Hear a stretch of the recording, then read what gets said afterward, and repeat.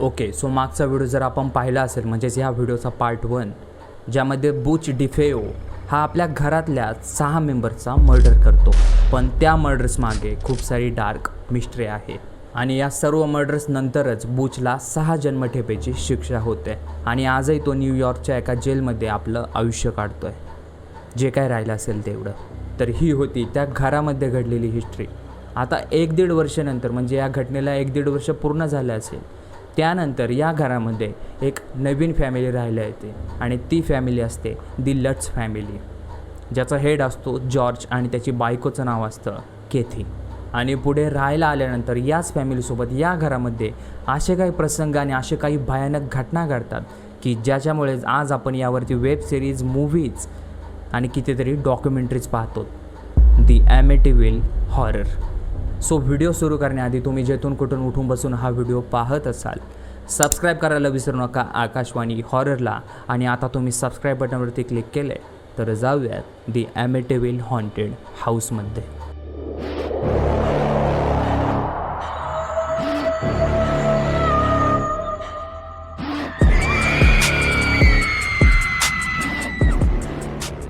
So आता जॉर्जला या घराबद्दल माहिती होतं की या घरामध्ये 1 नाही 2 नाही तर तब्बल 6 मर्डर्स घडले होते. म्हणजे आत्ता तो ज्या बेडरूममध्ये झोपतोय, ज्या बेडवरती झोपतोय, तिथे एकाचा मर्डर झालेला आहे. तरीसुद्धा त्याला याचा काहीच प्रॉब्लेम नव्हता. तो ते घर विकत घेतो कारण हे घर खूप आलिशान होतं आणि कमी प्राईजला भेटत होतं.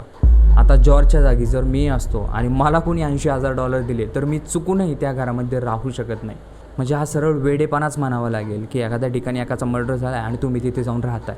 आता या घरामध्ये त्या लट्स फॅमिलीसोबत काय घडतं हे तुम्हाला, मला आणि बाकी सर्व जगाला फक्त एका व्यक्तीमुळे कळते आणि तो व्यक्ती म्हणजे जे अँसन, जो की दी ॲमिटीव्हिल हॉरर पुस्तकाचा एक लेखक आहे.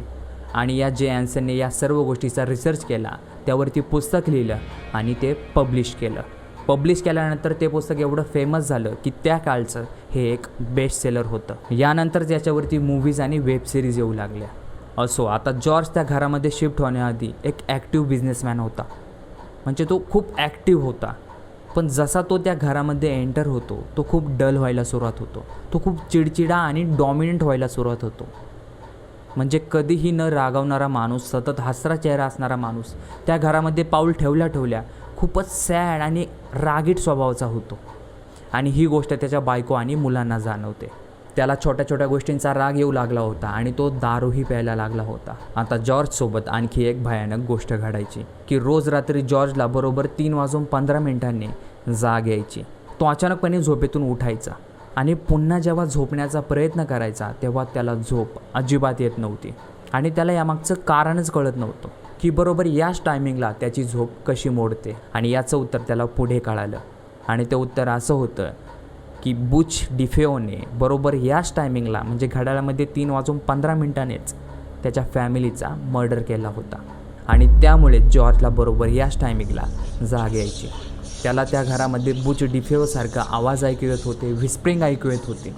आता यानंतर या घरामध्ये या भयानक घटनांची तर रांगच लागते.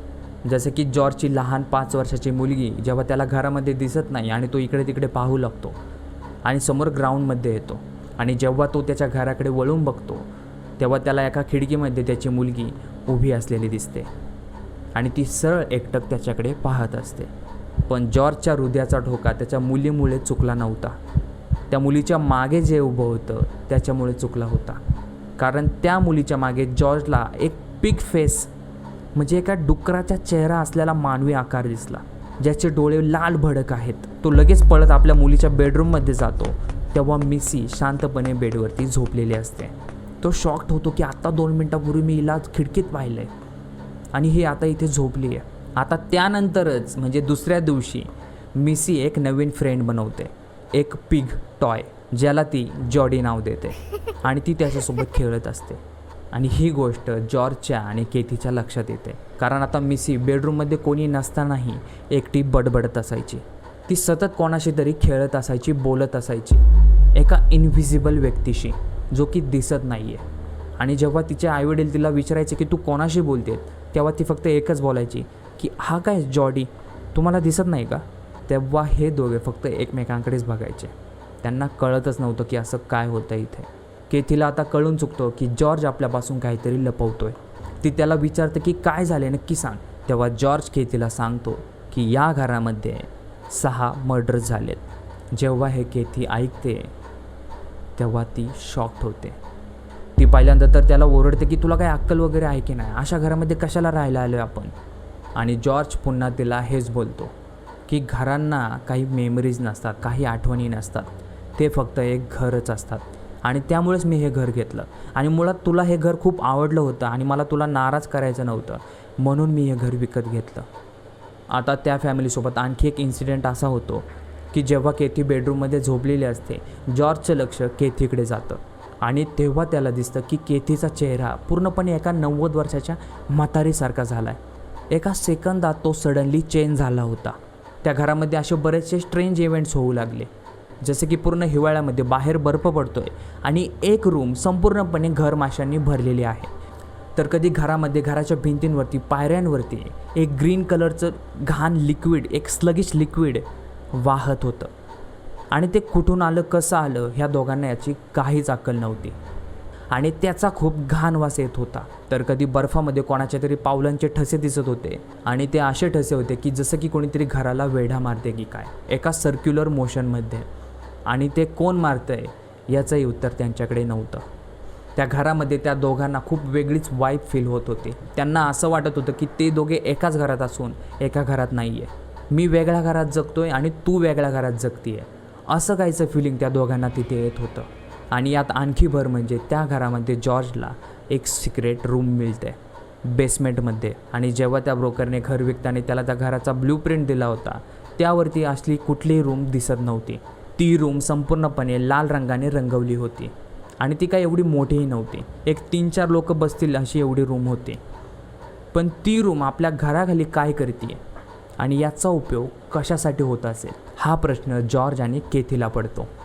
एक प्रचंड प्रकारची दुर्गंधी त्या रूममधून येत होती. त्या रूममध्ये काहीही नसताना जॉर्ज त्याचा डॉगी त्या रूममध्ये नेण्याचा प्रयत्न करतो, पण तो डॉगी काही पायऱ्यांच्या खाली उतरतच नव्हता. तो वेगवेगळे आवाज करू लागला आणि शेवटी जॉर्जच्या हातातून पळून बाहेर गेला. आता जॉर्जला पण कळत नाही की एवढा क्युरियस असणारा डॉगी इथून असा मागे कसं काय पळून जाऊ शकतो. असो, आता जॉर्जसोबत आणखी एक इंटरेस्टिंग घटना घडते. एका रात्री तो आपल्या बेडरूममध्ये शांतपणे झोपला होता आणि त्याला खालच्या फ्लोअरवरतून म्हणजेच ग्राउंड फ्लोअरवरतून कुठल्या तरी बँडचा आवाज येत होता की कुठलं तरी बँड काहीतरी सॉन्ग प्ले करते की काय. जॉर्ज झोपेतून उठतो आणि सरळ खाली पळत येऊन बघतो, पण त्याला कुठलंही बँड दिसलं नाही. मग तो आवाज आला कुठून?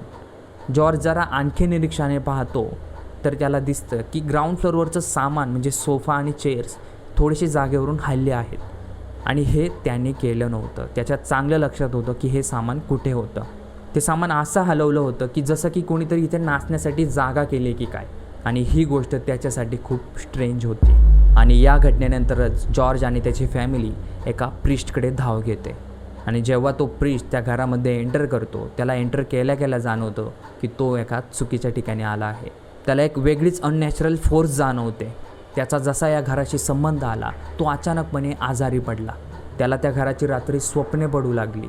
आणि जसा तो त्या घरामध्ये एंटर झाला होता ना, त्याला पहिला एक आवाज आला आणि तो आवाज होता गेट आउट. असो, आता फक्त 28 दिवस लर्ड्स फॅमिली त्या घरामध्ये राहिल्यानंतर 14 जानेवारी 1976 साली त्यांच्यासोबत असं काही घडतं जे की ते डिस्क्लोज करू शकत नाही.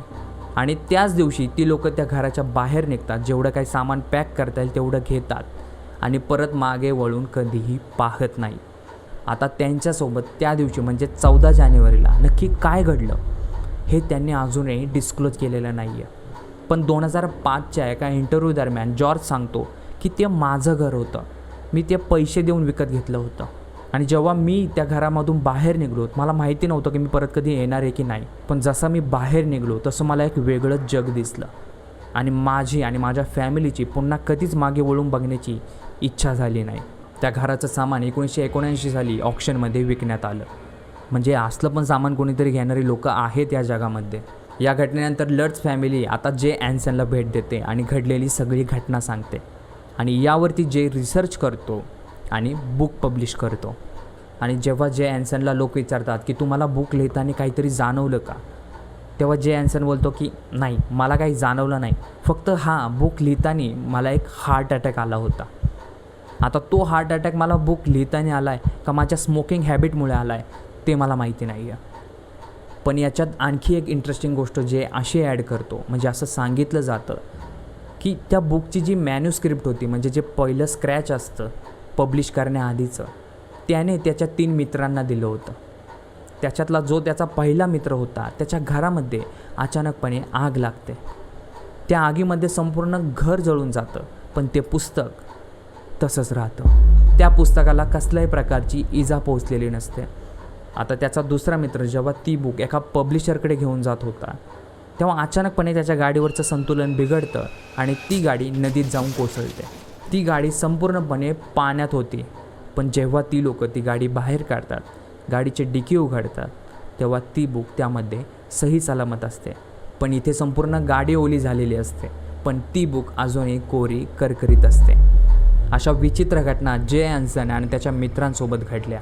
आता ही घटना त्या काळी एवढी फेमस झाल्यामुळे त्या घराचं इन्व्हेस्टिगेशन एड अँड लॉरेनने सुद्धा केलं आणि त्या इन्व्हेस्टिगेशनमध्येच या जगाला अशा गोष्टी एक्झिस्ट करतात हे कळालं. कारण त्या घरामध्ये एक फोटो निघतो, त्या फोटोमध्ये एक लहान मुलगा असतो आणि तो हाच मुलगा आहे ज्याचा खून रोनाल्ड डिफेओ म्हणजे बूचने केला होता. असो, आता यावरती माझे फायनल थॉट्स हे आहेत की हे जे घर आहे दी ॲमिटिव्हिल हे खरंच हॉन्टेड आहे.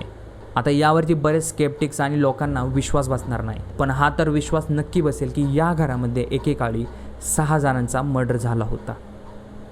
हे घर 2016 साली विकण्यातसुद्धा आलं होतं आणि घर घेतल्यानंतर पहिला त्याने तिथला पोस्टल ॲड्रेस चेंज केला, त्या घराचं नाव चेंज केलं, पण अजूनही तिथे आतमध्ये राहण्याची कोणाची हिंमत झाली नाही. असो, अशा घरापासून तर मी 10 हात लांबच थांबेल. आणि हा जो बूच डिफॉय आहे यालाही त्या डिमनने पोजेस केलं असेल असं मला वाटतं. कारण 6 लोकांचा खून करणं, तेही आपल्या घरातल्या लोकांचा, हे काय इझी काम नाही आहे. आणि या घराची जी हिस्ट्री असणार आहे ती खूप जुनी आणि डार्क असणार आहे, कारण त्याचे वडीलही तसेच होते आणि तोही तसाच झाला. आणि यात आणखी एक गोष्ट म्हणजे ती तळघरातली, ती बेसमेंटमधली रूम, त्याचा काय संबंध होता आणि ती कशासाठी यूज करण्यात येत होती हे फक्त बूचलाच माहिती. असो, आता तुम्ही कुठल्याही नवीन घरात जाताना त्या घराची बॅक हिस्ट्री नक्की वाचा की या घरामध्ये काय घडलं आहे आणि मगच त्या घरामध्ये एंटर करा. आणि हा व्हिडिओ जर तुम्हाला आवडला असेल तर लाईक, शेअर, सबस्क्राईब करायला विसरू नका आकाशवाणी हॉररला. भेटूयात पुन्हा एकदा एका नवीन व्हिडिओमध्ये पुढच्या आठवड्यात. तोपर्यंत पीस आउट, स्टे सेफ.